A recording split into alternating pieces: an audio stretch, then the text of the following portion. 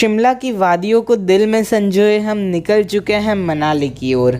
मैं अभी बाहर देख रहा हूँ और दृश्य इतने सुहाने हैं कि नज़र वापस ही नहीं आती। एक पर्वत से दूसरे पर्वत पर चढ़ना और फिर उतरना, वापस से चढ़ना, यह एक अद्भुत अनुभव है। पर्वत श्रृंखला खत्म होने का नाम ही नहीं ले रही, और लेंगी भी कैसे।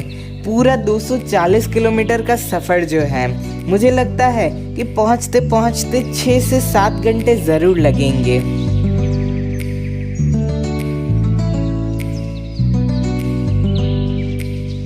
रास्ते में बहुत सारे कर्व हैं। अगर आपको मोशन सिकनेस है तो साथ में इलायची, लौंग या एंटीमेटिक गोलियां ज़रूर रखना।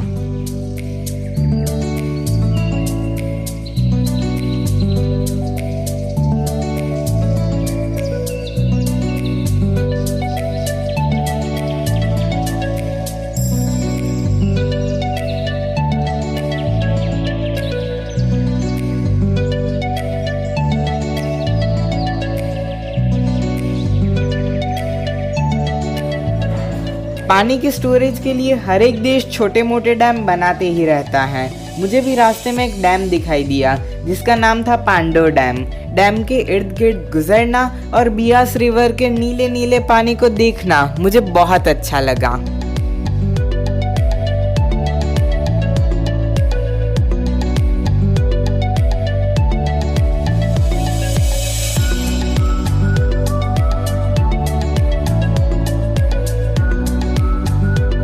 पहाड़ों को खोद के सुरंगें निकालना और रास्ते बनाना बहुत मुश्किल काम है। ऐसे ही कई सारे पहाड़ों में यह काम हो रहा था। उसी दौरान हमारी गाड़ी एक 3 किलोमीटर लंबी टनल में दाखिल हुई।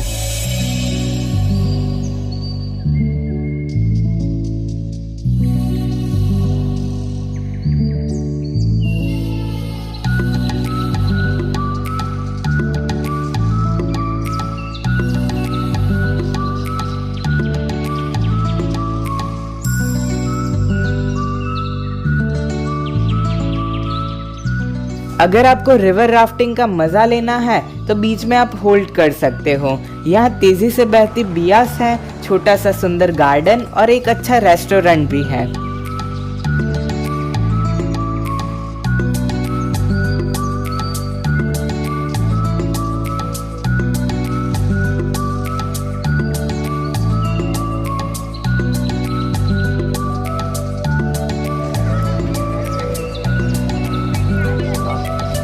मनाली अब ज़्यादा दूर नहीं था। रास्ते में गर्म कपड़ों की दुकान आई और सभी लोग शॉपिंग में व्यस्त हो गए। मैं यह कपड़े कैसे बनते हैं वो समझने के लिए नीचे चला आया।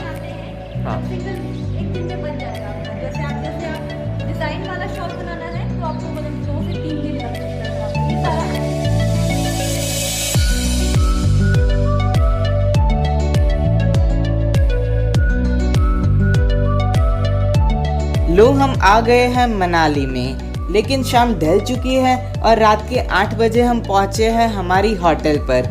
जर्नी बड़ी लंबी और थकान वाली थी। खाना खाया न खाया हम सो गए क्योंकि सुबह जल्दी भी तो उठना था।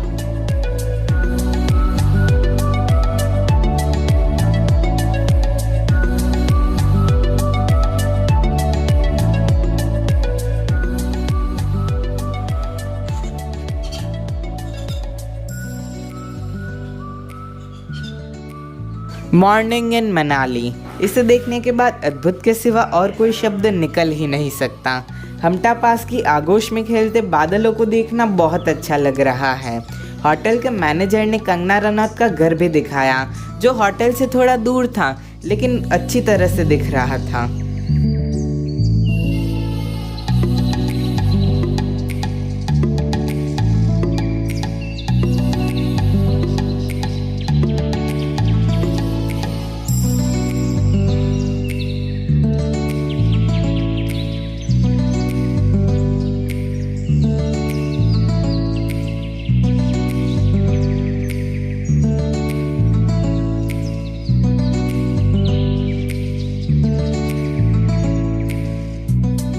हम निकल पड़े हैं सोलांग वैली की ओर।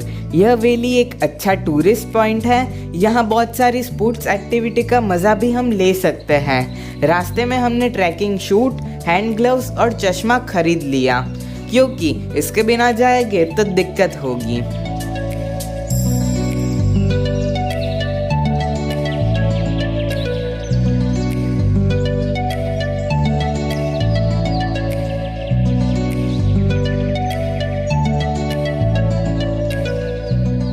पार्किंग में गाड़ी रखने के बाद हमें 2 किलोमीटर चलना होता है, या यूँ कहिए कि चढ़ना होता है।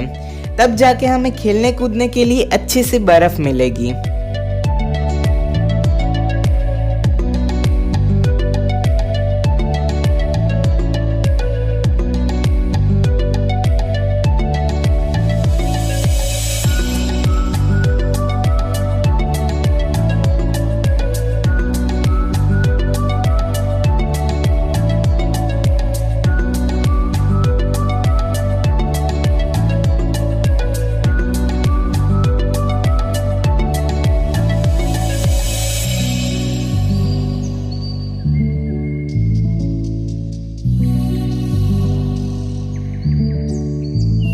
लो हम आ गए स्कीइंग पॉइंट पर।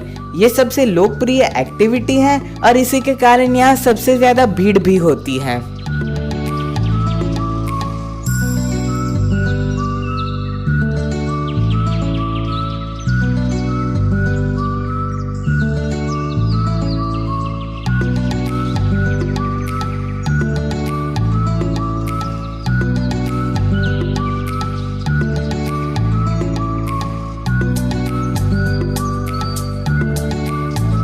मैंने आगे भी कहा था कि हम यहाँ मार्च के फर्स्ट वीक में गए थे।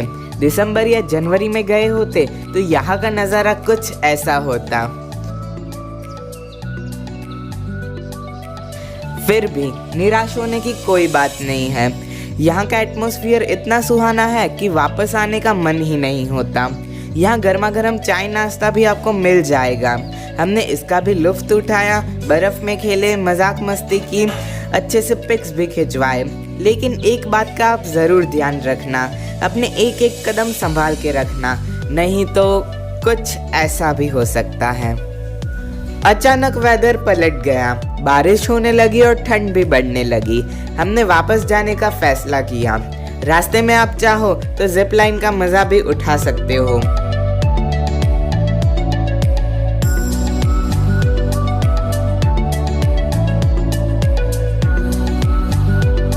सोलांग से हम सीधा वशिष्ठ टेम्पल आए। यह टेम्पल भगवान श्री राम के गुरु वशिष्ठ को समर्पित है।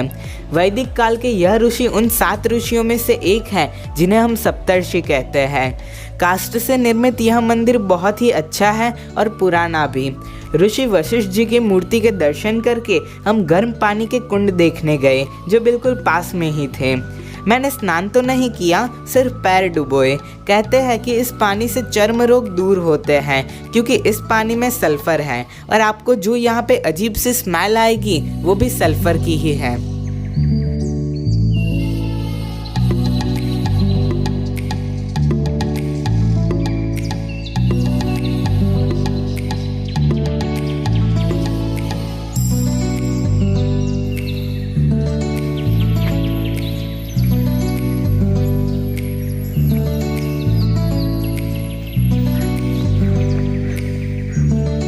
आखिर में हम माता हिडिंबा देवी टेम्पल आए। रास्ते में एरोबोट भी आते रहते थे, सो किसी को रास्ता पूछने की ज़रूरत न पड़ी। यह टेम्पल थोड़ी सी हाइट पर और बड़े बड़े वृक्षों के बीचों बीच स्थित है, इसीलिए ये बहुत ही सुंदर दिखता है। यह भारत का एकमात्र ऐसा मंदिर है जो भीम की पत्नी हिडिंबा को समर्पित है। आप जानते ही हैं कि हिडिंबा एक राक्षसी थी, तो मंदिर का लुक भी कुछ ऐसा ही बनाया गया है।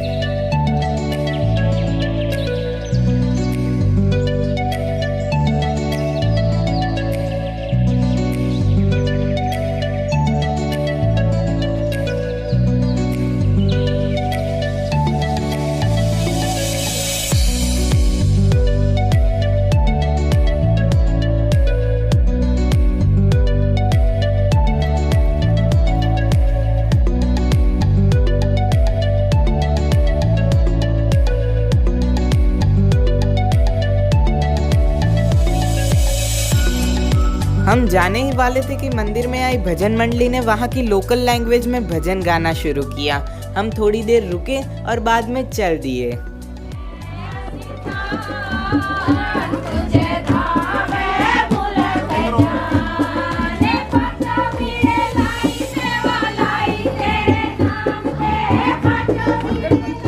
तो यह था हमारा मनाली में पहला दिन। दूसरे दिन में हम सिसु जाने वाले हैं, तो देखते हैं आगे होता है क्या। और हिमाचल प्रदेश का तीसरा पार्ट भी मैं सिसु के रूप में ही जल्द ही लाऊंगा। तो इसीलिए देखते रहिए मेरा यूट्यूब चैनल शिवम टॉक्स और मिलते हैं मेरे नेक्स्ट वीडियो में। तब तक के लिए अलविदा दोस्तों।